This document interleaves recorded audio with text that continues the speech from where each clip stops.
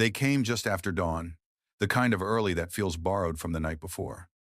Dew clung to the wild grass, glinting in the light that hadn't fully decided whether to stay.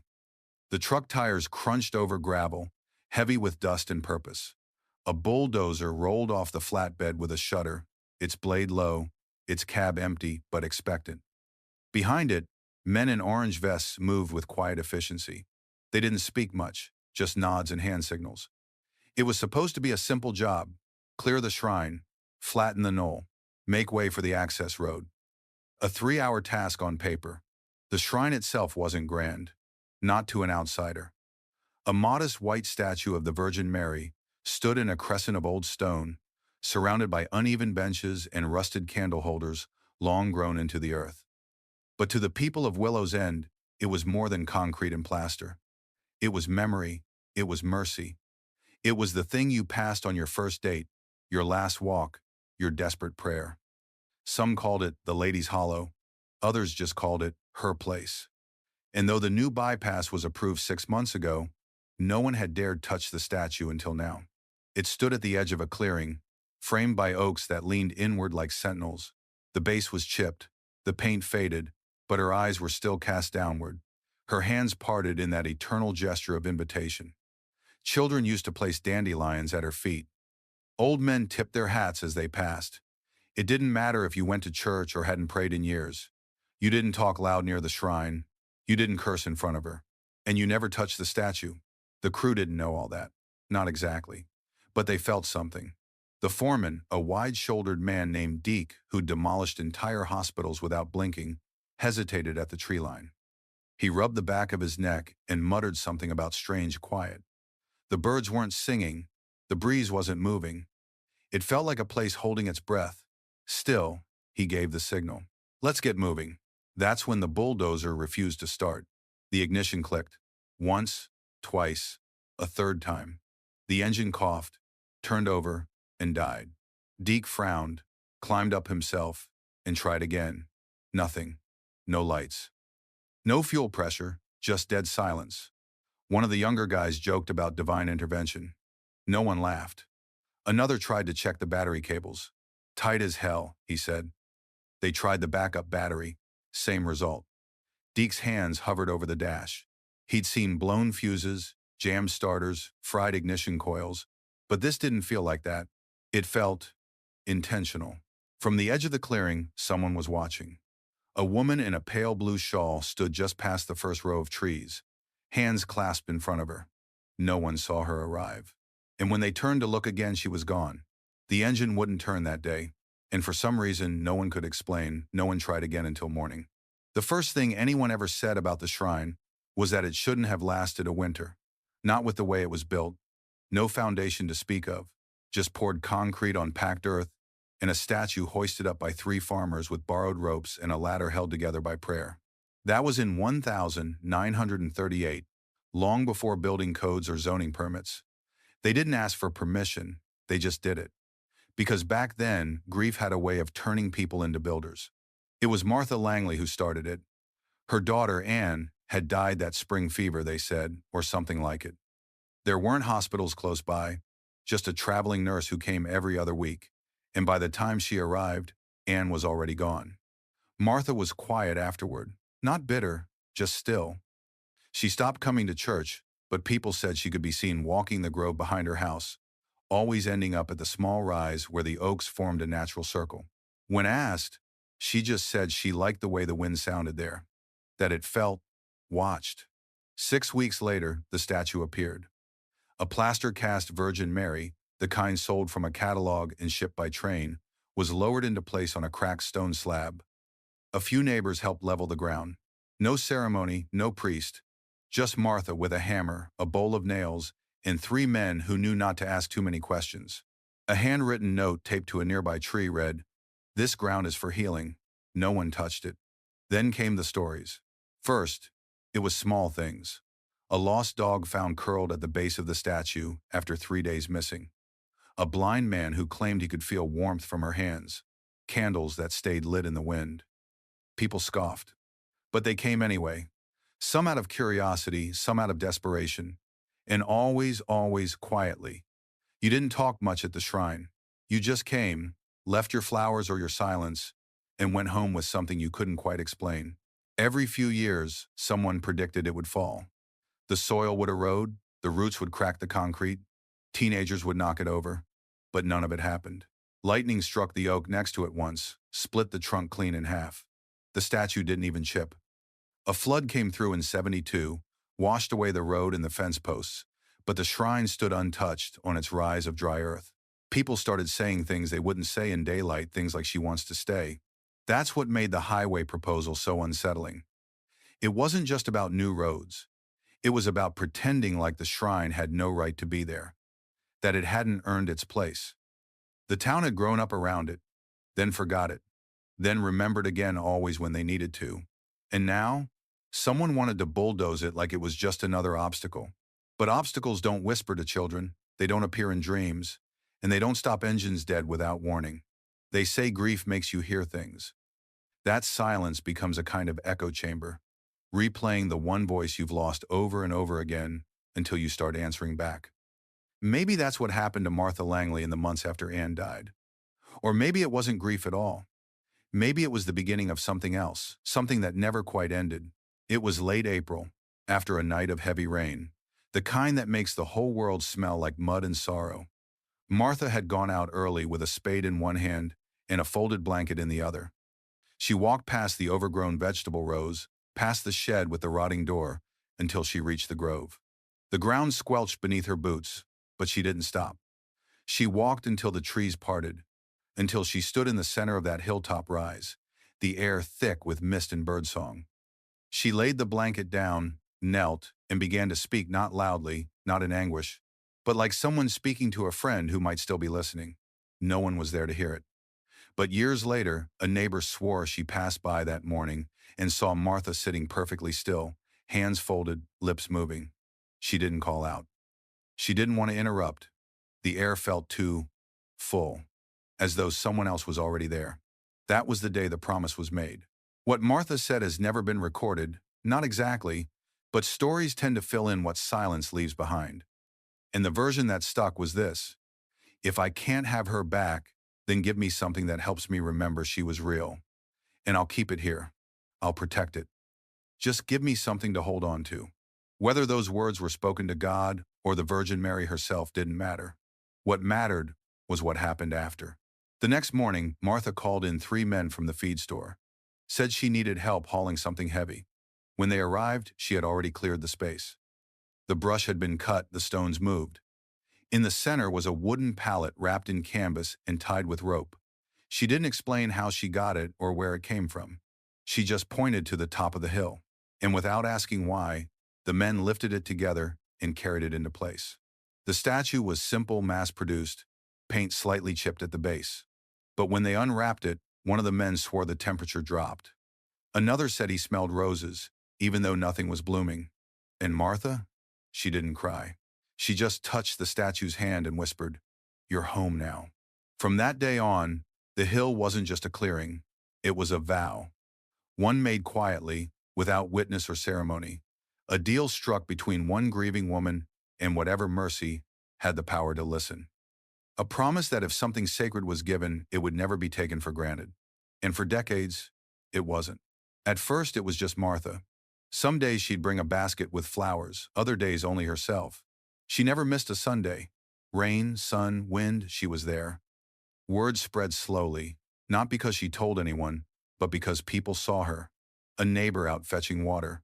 A boy chasing a dog through the woods. A mailman cutting through the back path. They noticed the way she knelt, the way she bowed her head, how she would sometimes sing under her breath. Not hymns exactly, just soft lullabies no one else seemed to know. And though she never invited anyone to join her, the hilltop began to draw visitors. It started with the sick. A boy with fever who hadn't spoken in days was carried up the slope by his mother. They stayed for an hour, the mother pacing in slow circles while the boy lay on a blanket. She didn't cry. She just pressed his small hand to the statue's foot and waited. That night, the fever broke. The next morning, he asked for milk. The mother told no one at first, but people notice when a child goes from still to singing. Then came the woman with bad lungs, the man with trembling hands, a girl who hadn't walked straight since birth. They came in silence, left in silence. But between those comings and goings, a path began to form worn into the earth by barefoot feet in quiet desperation. It curved through the trees, flanked by candle stubs and the faint trace of old prayers. The shrine was no longer just a place. It was a destination. Soon there were trinkets at her feet. Rosaries, crayons, locks of hair, photographs faded by rain, a soldier's dog tags buried half in the mud. No one knew who left what. They just appeared, and no one dared move them. Even the wind seemed gentler on that hill, careful not to disturb the offerings. Not all who came were healed. Some left with tears still drying on their cheeks, but all left changed. There was a stillness up there, one that got into your bones. Some called it peace. Others called it presence. Either way, they kept coming. Pilgrimages, they started calling them, though no one ever used the word out loud. They walked from the nearby towns, drove from counties away. You'd see dust-covered trucks parked by the edge of the woods, doors left open, keys in the ignition. You'd see women with shoes in hand, stepping carefully across gravel as though the ground itself had rules. And you'd see men in their Sunday clothes standing in the shade of the oaks, hats clutched to chests like they were back in church. But there was no priest, no sign, no service schedule. Only her arms open, head bowed, waiting like she always had. And those who made the climb understood something the rest of the world had forgotten. Sometimes, the holiest places aren't built. They're chosen. No one remembers exactly when the rumors about the highway began. Some say it started with a man in a suit who came through town asking questions about land value. Others blame the county council's desperate search for development grants. But by the time the maps were printed and mailed to every mailbox in Willow's End, the line had already been drawn both on paper and in hearts. It was a clean red stripe curving neatly through the hills, and right in the middle of that curve, like an afterthought, sat the shrine. Most residents didn't notice at first. The brochures were glossy and full of promises: faster commutes, increased property value, better access to medical services in the next town over. A few called it progress. A few more called it salvation. But those who looked closely saw what others missed. The highway wouldn't go around the shrine, it would go through it. The next town meeting was the most attended in decades. The small room above the fire station was packed with folding chairs, coffee urns, and anxious voices. One side of the room was filled with young parents, small business owners, and tired-looking commuters who'd spent half their lives on back roads. They nodded as the county liaison clicked through her slideshow charts, timelines, projected economic growth. On the other side sat the old guard, faces lined by sun and years, hands gripping canes and rosaries, eyes flicking again and again to the hill outside the window. The woman speaking never mentioned the shrine directly. She called it a non-essential roadside structure. That word non-essential changed everything. A week later, the signs went up. Plastic stakes with fluttering ribbons marked where earth would be moved. Red tape zigzagged across ditches and fences. A wooden stake appeared 10 feet from the Virgin's pedestal, with a spray-painted number no one could explain. Locals gathered in hushed groups at the diner, the post office, the church basement. Conversations began with, "I'm not superstitious," but, and ended in silence. Then the letters came. The county offered fair compensation for parcels along the proposed route. Some accepted. Others didn't answer. A few mailed the checks back unsigned. Deke, the bulldozer operator, was hired around this time. He didn't know the shrine existed until someone handed him the coordinates and said, "Start here." Divisions formed, not loud, not violent, but felt. Old friends stopped waving across porches. Families avoided Sunday dinners. You could feel it in the grocery aisle, in the way people paused before saying hello. The shrine had always been a private thing, even in its mystery. Now it was a battleground. And still, the statue stood unchanged. Vandalism was feared, but none came. No spray paint, no shattered offerings. Even the wind seemed to respect the boundaries. She remained like she always had, watching the town fracture around her.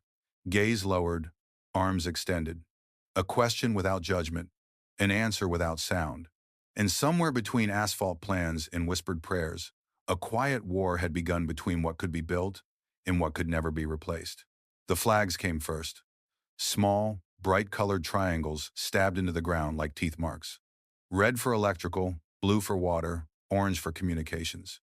They appeared overnight, fluttering in the morning breeze like party decorations for a celebration no one wanted. At first, people ignored them. Just markers, nothing more. Temporary. But as they crept closer to the shrine one by one, day by day, that calm began to fray. Ruth Evans was the first to say it out loud. 78, nearly blind in one eye, and still walked the hill every Friday with a cane in one hand and lilies in the other. She stopped just short of the statue and stared at the red flag planted 5 feet from the base. "This ground doesn't like to be measured," she said. No one argued. She left her flowers in silence. That afternoon, the ground crew arrived with equipment, clipboards, wheel markers, survey lasers. They didn't touch the statue. Not yet. They circled, called out measurements, took photos. One technician bent down to drive a small stake into the earth and immediately dropped it with a hiss. His palm was blistered. Later, he said it felt like the metal had been superheated. But the others tested the rod and found it cool. They laughed, called him dramatic. But he refused to touch another stake that day. Later that week, a portable measuring drone lost GPS lock directly above the shrine. It wasn't unheard of, but it wasn't common either, especially not in wide-open terrain. The operator tried again. Same result. The drone froze, spun slowly in place, then drifted sideways and crashed into the underbrush. When they recovered the footage, the last few seconds were static. The timestamp read 3:33 p.s.m. Then came the animals. Hikers noticed it first. Birds that used to nest in the oaks vanished. No birdsong, no squirrels. Even the cicadas seemed quieter. A group of kids dared each other to touch the statue late one evening. Only one got close. He reached out, paused, and then stepped back, blinking rapidly. "I heard someone whisper," he said. "Like, right in my ear." The others laughed it off. But none of them went near it after that. And yet, no one called it supernatural. Not really. It was more like an understanding had settled over the town. Something was beginning to wake or resist. Not with force, but with presence. The kind of presence that doesn't ask for attention but makes it impossible to look away. The engineers chalked it up to equipment failure, old infrastructure, local folklore. They brought in specialists with ground-penetrating radar. The radar failed. They requested underground scans. The data returned garbled. Nothing solid beneath the statue but packed earth and prayer. No pipes, no roots, no fault lines, just resistance. Still, the project moved forward. Dates were set, equipment ordered, permits filed, and every morning, more flags bloomed like warning flowers around the Virgin's feet. People started walking the hill more often, not to protest, not to pray, just to be near, as if their silence might speak louder than plans ever could. It wasn't the first time someone tried to dig near the shrine. Most had forgotten, or maybe chosen not to remember. But some of the older folks still talked about it quietly, usually over coffee, always with the kind of tone reserved for things that don't fit neatly into memory. The year was 1981. A man named Harold Greaves, a civil engineer contracted to install underground utilities for a housing development, had been told the land around the hill might be viable for expansion. The statue was in poor shape back then, paint chipped, vines growing around its base. The shrine had fallen out of attention for a while. It looked, to Harold, like nothing more than a relic, an obstruction. He came with a backhoe and 3 laborers, intending to dig test trenches along the north side of the grove. "Nothing major," he said, "just 5 feet down, just data collection." He didn't ask permission. He didn't think he needed to, but the townspeople noticed. By the end of the day, 12 people had shown up to watch. They didn't shout. They didn't intervene. They just stood at the tree line and waited. The first trench collapsed on itself. Harold blamed the moisture content. "Soil composition's loose," he muttered. "Too many roots." He moved the backhoe 12 feet south and tried again. This time, the machine refused to engage. Hydraulic line pressure dropped to 0 with no fluid leak. The mechanic called it impossible. They switched machines. The second backhoe started but wouldn't lower its arm. Controls worked fine in every other direction, just not down. By sunset, Harold was swearing into a walkie-talkie, and the crowd had grown. That's when the third machine, a hand-dug auger, finally broke ground. The first foot came easy. The second, slower. By the third, the auger struck something, not rock, not pipe. something soft that stopped the machine cold. They pulled it up. Wrapped around the blade was a strip of fabric. White linen, faded with age, knotted into a loop. Inside the loop, pressed flat and brittle, was a medallion. A small silver disc etched with the image of the Virgin Mary. No one had buried it. There was no grave, no box. Just cloth and silver deep in the roots, like it had grown there. Harold left that night and didn't return. The project folded a month later due to unstable soil. The land was left alone. The statue, once forgotten, was visited more often after that. Someone repainted it. Someone cleaned the base. No one ever admitted to doing it. Now, with new equipment rolling in and stakes piercing the earth again, the memory stirred. The townspeople didn't bring it up in meetings. They didn't write letters, but they remembered. And when the backhoe arrived in the present day, driven by a man who hadn't heard the 1981 story, the same thing happened. First, the controls stalled. Then, the earth refused. By the time Deke's crew rolled up to the shrine for the first official push, the sun had just cleared the tree line, bathing the hill in that sharp, golden light that made everything look older than it was. The air smelled like diesel, pine sap, and the metallic tang of anticipation. The Virgin's white robes caught the morning glare, casting a long shadow over the earth in front of her. No birds, no breeze. Just the slow rumble of heavy machines crawling into place. The job should have been simple. Deke had done 100 just like it. Clear the debris, scrape the topsoil, start chipping away at the footings. He didn't even plan to touch the statue yet, just prep the surrounding area. Give her space before we move her, he told his men with a half smile. He wasn't mocking. He just understood how locals got about their landmarks. The dozer idled at the base of the hill.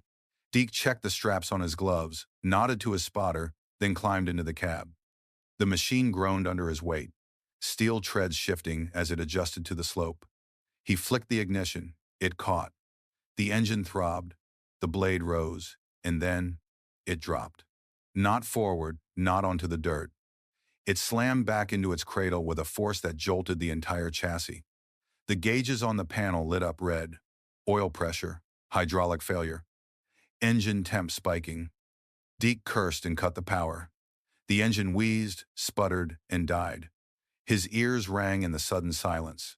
He climbed down, brushing dust from his vest, already barking at Tony to check the lines. Tony popped the side panel, blinked, and then called over another tech. The fluid reservoir was full. The belt's intact. No visible failure. It just doesn't want to move, Tony muttered. Deke rolled his eyes but said nothing. Then Jackson, the youngest in the crew, pointed up toward the statue. "Hey," he said, voice thin. "Did anyone see that?" They followed his gaze. At first, nothing seemed unusual. The Virgin stood just as she always had, arms open, gaze lowered. But then Deke noticed it, the grass at her feet. It was perfectly still, untouched by the morning wind that was now stirring their jackets and tugging loose maps from the open truck door. Even the candle jars, long since empty, remained upright in their dust rings, unmoved. Tony cracked a joke to shake the tension. "Maybe she's got a force field." No one laughed. They tried again, recalibrated the lines, jump-started the backup battery. Nothing. The diagnostics readout refused to connect. The bulldozer might as well have been made of stone. Deke rubbed his jaw, staring at the unmoving machine. He wasn't a superstitious man. He believed in torque, in fuel pressure, in weight ratios. But standing there surrounded by machines that should work and didn't, and a statue that should fall and wouldn't, he felt something he hadn't felt since childhood. He felt watched. He's been there for as long as anyone can remember, though no one's quite sure where he came from. Some say he just appeared one spring, curled beneath the roots of the largest oak near the shrine, wrapped in an army surplus coat with patches too faded to read. Others claim he'd always been there, even back when Martha Langley first built the statue. Most folks just call him Sam. No last name, no address, no explanation. He lives in a lean-to made of tarps and old fence boards, tucked just out of sight behind the hill's slope, close enough to see the Virgin from where he sleeps. He keeps a thermos of coffee beside him, an aluminum bowl for rainwater, and a tin box where he stores folded scraps of paper prayers. Maybe. No one's ever dared to ask. He doesn't bother anyone. He doesn't panhandle or make noise. He just tends to the space like it's his job. Twice a day, without fail, Sam walks to the statue. In the morning, he places a pine cone or a smooth stone at her feet. In the evening, he sits cross-legged near the base and hums not a melody exactly, just a soft string of tones like he's trying to remember something from long ago. His voice is rough, weathered like the grooves in his palms. When children ask who he is, parents tell them he's the shrine's keeper. A joke at first, then not. Sam doesn't speak often, but when he does, his words come slow, like each one has to travel a long way before leaving his lips. Most people think he's harmless. Some think he's crazy, but everyone listens when he talks, especially about the lady. She don't like being disturbed, he once told a pair of surveyors who tried to move his camp. You bring noise here, she hears it. You bring violence, she remembers it. The men laughed. Sam didn't. They left him alone after that.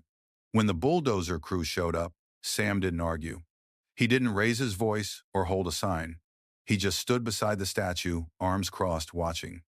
Deke said it felt like being measured, like the man wasn't staring at him, but through him.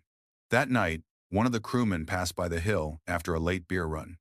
He swore he saw Sam standing in front of the statue, both hands raised like he was shielding it. The moonlight caught the folds of his coat, making him look like a shadow made of fabric and bone. When asked about it later, Sam only said, "She don't sleep through thunder." No one knows where he came from or why he stays. But when the first machine failed, when the flags disappeared overnight, when the air grew too still to be natural, Sam was already there, sitting cross-legged at the base of the shrine, humming low, eyes closed. And that night, it rained on every part of town, except the hill where he slept. His name was Isaac, and for the first 7 years of his life, he didn't say a single word. Doctors called it selective mutism at first, then suspected trauma. His mother, Teresa, didn't argue. She just nodded politely at the diagnoses, filled the prescriptions that never helped, and took her son home to their small trailer at the edge of Willow's End. She never stopped speaking to him, told him stories at night, sang to him while doing dishes, read aloud from weathered books about saints and stars and animals that spoke in dreams. But Isaac never answered, not even a sound. He wasn't unhappy, at least not in the way most people imagined. He smiled sometimes, especially when Teresa played music. He liked drawing suns in the dirt with his finger. He liked sitting near windows during rainstorms, and every now and then, when no one was looking, he laughed. But no words, no voice, nothing that explained why.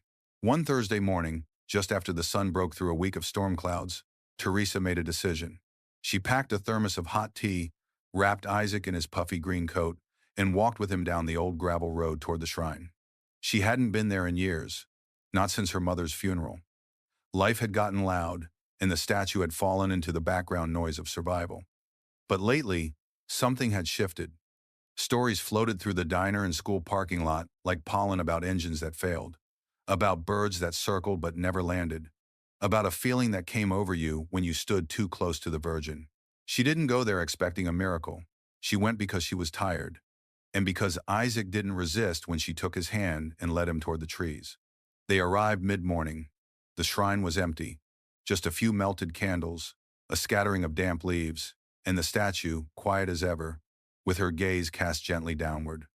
Teresa sat on the lowest stone step, sipping her tea. Isaac stood beside the statue, tilting his head. For a long time, there was nothing, just wind. Then Isaac reached out.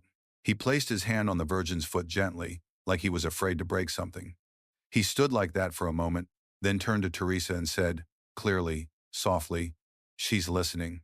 Teresa dropped the thermos. He looked her in the eyes and smiled, not shy or scared, but sure.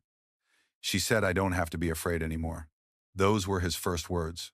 By sunset, everyone in the trailer park knew. By the next morning, someone had left a single yellow flower at the shrine's base with a note tied to the stem, "Thank you for speaking to my son." Isaac talks now, not always, and never loudly, but he talks. When asked what made him speak, he always gives the same answer.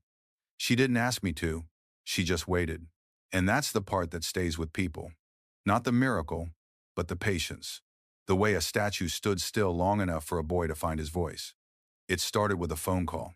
Sheriff Mulligan, a man not known for superstition or poetry, was halfway through a bowl of leftover chili when the dispatcher patched in a report. Caller said there was a fire on the hill, some kind of smoke coming off the statue. No flames, just a haze drifting upward, blue as a bruise and glowing at the edges. Mulligan didn't flinch. False alarms weren't new. Teenagers, probably. A prank with road flares or flash powder. He grabbed his coat and radio, slid into his cruiser, and drove toward the shrine. The hill was empty when he arrived. No vehicles, no tire tracks, no kids with backpacks. But the air felt wrong. Heavy. The kind of wrong that settles into your ribs without explanation. And then he saw it, thin ribbons of smoke curling off the statue's shoulders, rising slow and steady into the moonlight. There was no sound, no heat, no spark. Just smoke. That didn't smell like anything at all. He stepped closer, flashlight in hand, and waved it through the haze. The beam passed clean through, no resistance, no reaction. When he touched the marble, it was cold. Not cool cold. As if the statue had been sitting in deep shadow for hours, despite the warm autumn night. He circled the base twice. No burn marks, no evidence of candles, no sign of accelerant. Just that smoke, still climbing upward, vanishing as it rose. He didn't file a report. The next morning, he told his wife what he saw. She didn't question him, just made coffee and said she'd pray harder that week. But the sightings didn't stop. Over the following nights, 3 more people, none of whom knew each other, reported the same thing. Pale smoke rising at midnight, always at the same angle, always without fire. A woman walking her dog said it looked like incense. A teenager biking home from a late shift said it reminded him of fog, but only in that one spot. Each time, it vanished by dawn. The town started calling it the breath. Someone tried to photograph it. Nothing showed up. A video came out blurry and distorted, like the lens refused to focus on the statue. One man claimed he caught a wisp of it in a glass jar, but by morning the jar was empty, and the inside smelled faintly of roses. No one tried to explain it anymore. The statue had entered that rare place in local lore where things weren't questioned, just observed. Ruth Evans, the one who walked the hill every Friday, had her own theory. She said it wasn't smoke at all. She said it was memory. That when too many people forget why a sacred thing was placed somewhere, it starts reminding them softly at first. She's not angry, Ruth said. She's just not invisible anymore. And when someone asked her how long the smoke would last, Ruth just smiled, tapped her cane on the stone, and said, "Until enough people remember what they promised." The morning of the demolition was clear and calm, the kind of September day that made people forget storms ever existed. Sunlight spilled through the trees in slanted gold, and dew clung to the grass like quiet resistance. The crew arrived early, determined to get ahead of the schedule that had already been delayed twice. This time, there would be no second guessing. The shrine would be cleared, the road would be prepped.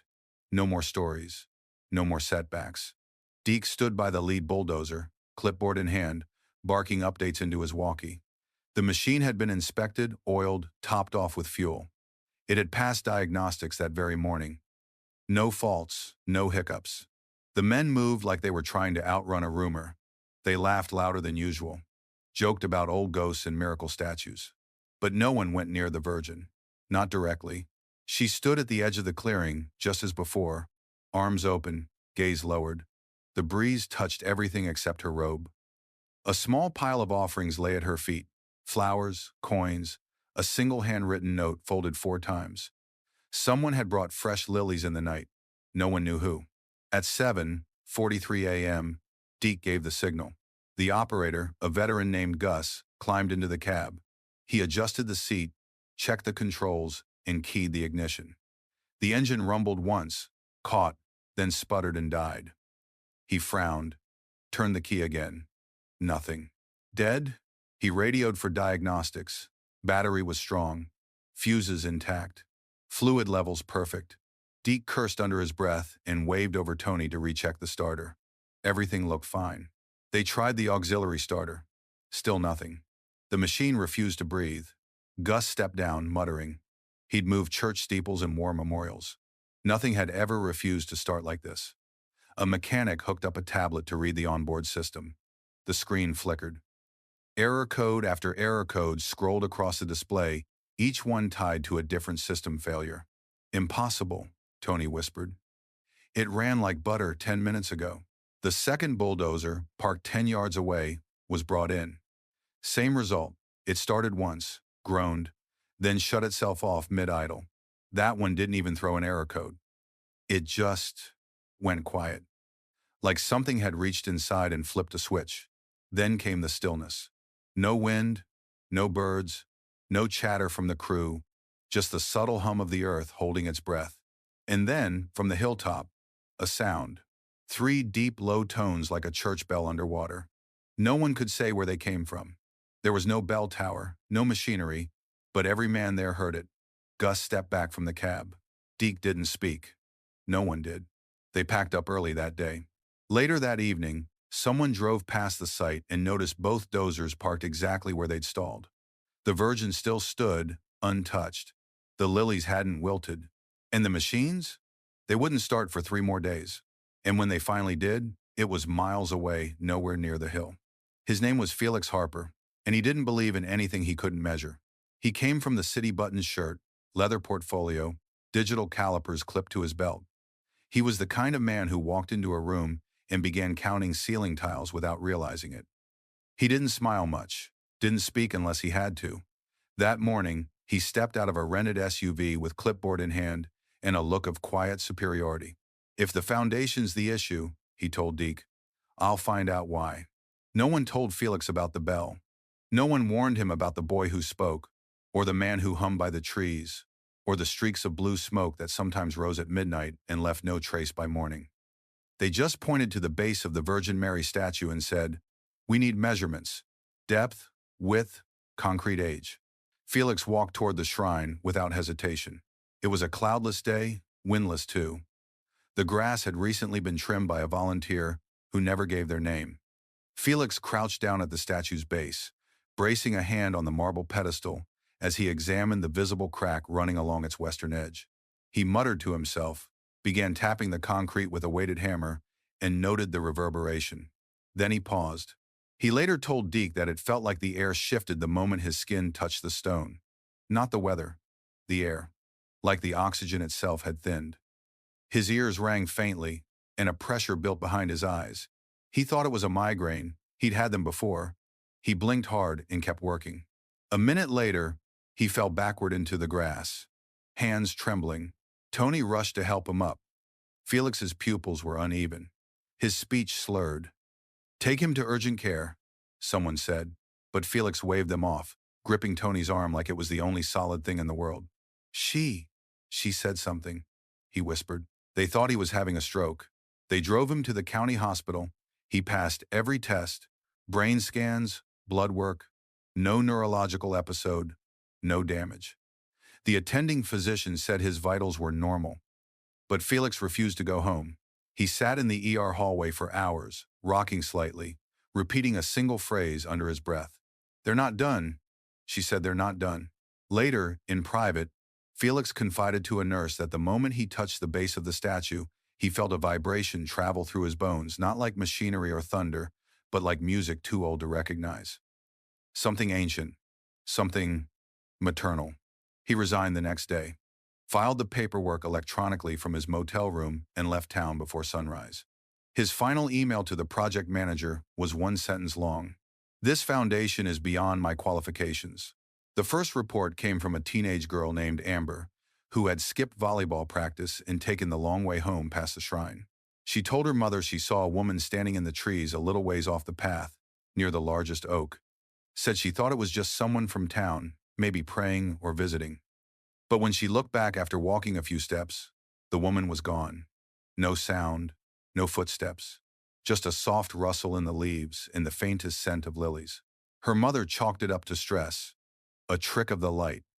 But 2 nights later, an older couple driving back from the feed store slowed as they passed the gravel pull-off near the trailhead. They saw her too. A woman, tall and still, wrapped in a pale blue veil that shimmered under the moonlight.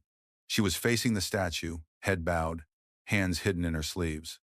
The couple rolled down their window to speak, to ask if she needed a ride or help. But the moment they did, a gust of wind filled the clearing, and the woman disappeared without moving a muscle. They sat in the truck in silence for nearly 5 minutes before either one could speak. Then came the children. A group of boys riding bikes at dusk swore they saw someone in the woods just off the trail. One said she was singing, Another said she had no face. A third refused to talk at all for 2 days. When he finally did, he simply said, she was looking for something. The town began to whisper. They didn't call her a ghost. That didn't feel right. She wasn't translucent, not terrifying. She didn't drift or float. She simply appeared always in the same spot, always at the same time. Just before night settled fully, when the sky turned that deep blue between daylight and dark. A few brave souls went to the shrine at sunset, hoping to see her. Some brought candles, some brought questions. No one brought cameras. It didn't feel like a place for proof. One woman, Marjorie Lake, who taught Sunday school at the Baptist church, knelt near the statue and prayed until her knees ached. She later said the woman didn't appear in front of her but beside her. Not an apparition, but a presence. Marjorie claimed the figure whispered, "You promised," before dissolving into the trees. No one could agree on the details, what she looked like, how old she seemed, even how tall she was. But every description shared one thing: the blue veil. Soft, flowing, almost translucent, like fabric worn by water. Some said it was Martha Langley's spirit, still watching over the promise she made in 1938. Others said it was the Virgin herself, guarding what had been built with prayer and grief. But most people didn't try to explain her. They just started lighting candles again, just in case she came back. And somehow, deep down, everyone knew she hadn't left. The rains had been steady for 3 days. Not the hard kind that floods the creeks and rattles windows, but soft and unending, just enough to make the ground swell and the roots stretch. On the fourth morning, the sky finally cleared, and a group of volunteers made their way up the hill to check on the shrine. They'd formed quietly over the past few weeks. No name, no committee. Just neighbors who showed up with rags, pruning shears, and buckets of soapy water. That day, as they cleared debris from around the statue's base, someone's boots sank deeper into the earth than expected. It wasn't a sinkhole. It was square. They brushed away the mud with gloved hands until the edge of something metallic appeared, an old tin box, no bigger than a lunch pail. Rusted nearly through, its lids sealed with what looked like wax once, now flaking like dried leaves. Someone suggested leaving it alone. Someone else said they should call the Historical Society. But in the end, Ruth Evans, oldest among them, and most respected, picked it up herself. She didn't say a word. She walked it down the hill, set it on the bench beside the shrine's entry stones, and opened it slowly. Inside was a folded cloth, the kind used to wrap Bibles or rosaries long ago. Within it, a letter, thin, yellowed, delicate at the edges. And beneath the letter, a small wooden rosary, its beads worn smooth. The letter was dated June 2, 1938. The signature at the bottom read Eileen Langley, Martha Langley's sister. Ruth held it in her hands for a long time before reading it aloud. The ink had faded in places, but the words were still legible. Not a plea, not a confession, just a single paragraph. If ever this ground is threatened, let this letter remind you. The statue stands not for beauty, but for mercy. She was not placed here for admiration, but as answer to a vow. This hill is where sorrow was met with silence, and silence was met with grace. If you find this, and if the world around you has forgotten, please remember. They passed the letter gently from hand to hand. Even the younger ones, who didn't quite believe in relics or miracles, held it like something sacred. The box was placed back beneath the statue, buried deeper this time, surrounded by new stones. Someone brought wax to reseal it. A new candle was lit. No one spoke as they worked. Even the wind seemed to step back and watch. That night, someone left a new note at the Virgin's feet. We remember. And the next morning, the air on the hill smelled faintly of roses, though none were in bloom. Gus had been operating heavy machinery for over 2 decades. Highways, levees, parking garages, he'd torn down more buildings than he could count and moved enough earth to reshape hills. He didn't flinch at loud noises or faulty gear. He was steady, mechanical, dependable. But after that morning on the hill, he wouldn't go near the dozer again. He stayed quiet at first, claimed mechanical failure, blamed a faulty ignition relay. That's what he told the crew. That's what he told the county. But a few days later, after the dozer still refused to start and word began to spread about the blue smoke and the woman in the veil, Gus showed up at the diner before sunrise and asked if Pastor Tim was in. The pastor was eating a cinnamon roll at the corner booth, halfway through his sermon notes.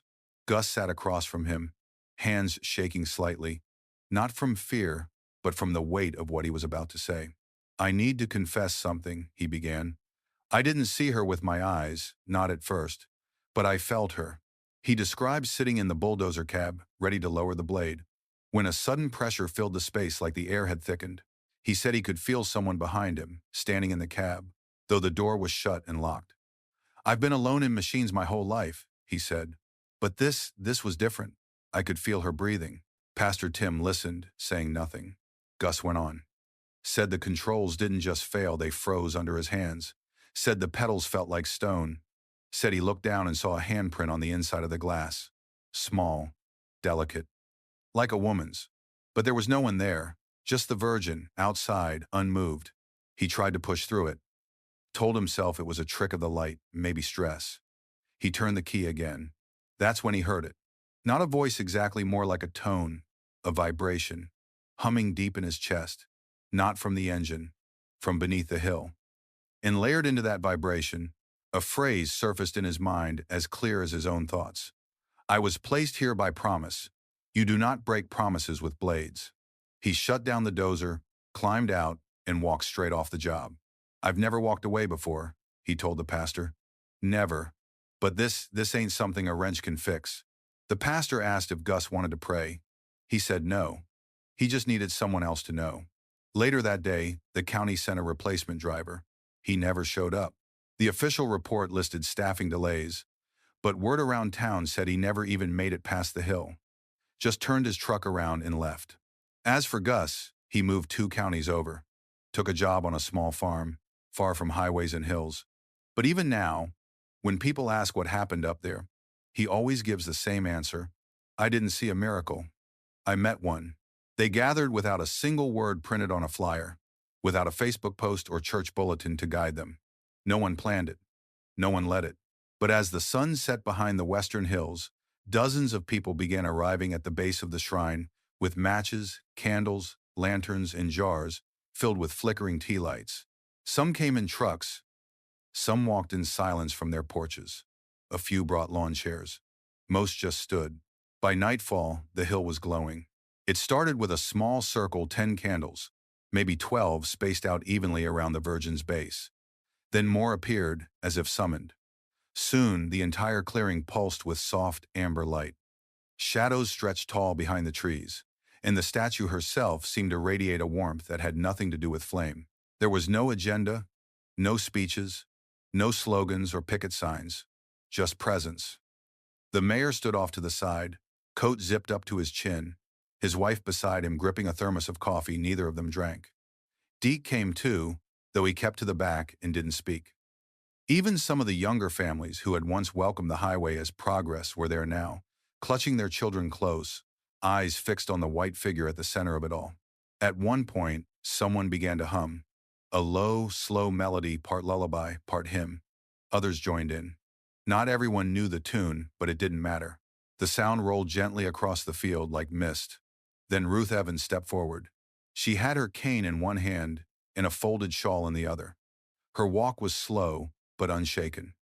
When she reached the statue, she placed the shawl, blue, embroidered by her mother decades ago, at the base of the Virgin's feet, arranging it with tender care. She turned to face the crowd. "You don't have to believe in miracles," she said softly, "but you do have to believe in promises." A silence followed, not awkward, but reverent. And then, as if answering something no one had spoken, the wind picked up, not strong, but deliberate. It moved around the hill in a slow spiral, causing every candle to flicker in unison, but not a single flame went out. That was when the mayor cleared his throat. His voice trembled slightly as he spoke. "We have the power to stop this," he said, "to pull the proposal, to change the path." Somewhere in the back, someone said, "Then do it." Heads nodded. No cheering, no applause. Just the shared weight of a decision finally being heard. That night, the town made its choice, not by vote, not by ordinance, but by showing up. And in that glowing circle of flame and memory, with the Virgin watching over them, the message was clear. She wasn't the one who needed saving. They were. The machines stayed on the hill for 4 more days. No one touched them. The county said they were waiting on parts. The project manager said they were conducting a safety review. But the town knew better. Every day they sat there, silent and still. They looked less like tools of progress and more like relics of a war that never quite began. By the fifth day, the flatbeds returned and loaded them quietly under a gray sky. The bulldozer, the same one that Gus had walked away from, was the last to be taken. It groaned when the crew hooked the cables to lift it, a low sound that made the nearest workers step back instinctively. One of them crossed himself without realizing. The others didn't speak, just did their job and left. The dozer never ran again. Not on site, not in the yard, not in the city where it was eventually auctioned off. Every mechanic who tried to fix it said the same thing. Nothing's broken, but nothing moved. The shrine, of course, remained. The county issued no statement. The highway was quietly rerouted 2 miles north. A few people complained at first about delays, detours, wasted money, but eventually even those voices faded. The hill was left off new construction maps. The shrine no longer had an address in the project files. It was as if, officially, it had never existed. But Willow's End knew, and they treated the statue differently now. The path was widened, graveled by volunteers. A few carpenters from the retired men's group built a simple bench and a low wooden railing along the edge of the hill. Local children painted small rocks with words like hope, grace, and remember, and placed them in a ring around the Virgin's feet. No one organized it. It just happened, quietly, steadily, like breath. Ethan Cole, the freelance journalist who had once come to cover the shrine's mystery, returned a year later not with cameras, but with a notebook. He sat at the base of the statue for hours. Didn't take notes, just listened. When asked what he was writing this time, he only said, "Not a story, a promise." The woman in the blue veil hasn't been seen since the candles were lit. But sometimes, just after dusk, visitors report a subtle fragrance in the air, roses, mostly, and something else they can't quite name. The kind of smell that makes you close your eyes without knowing why. As for Sam, the old man who kept vigil beneath the oaks, his lean-to is still there. But no one's seen him in months. The last anyone remembers, he walked down the hill just before the bulldozers were taken, humming his usual tune, a soft, slow melody that lingered in the branches long after he was gone. Now, when people pass the shrine, they don't talk about miracles or curses or warnings. They talk about presence, about the way the light falls in the clearing, about how quiet the world gets when you stop moving and just stand. And if you look close enough, you'll see the old bulldozer still parked behind the maintenance barn at the county yard. Its paint faded, tires sunk into the earth. A note taped to the control panel in someone's scrawled handwriting. Do not attempt to start. No one does. Because some stories aren't meant to end with explanations. They end with silence. And something sacred, still standing.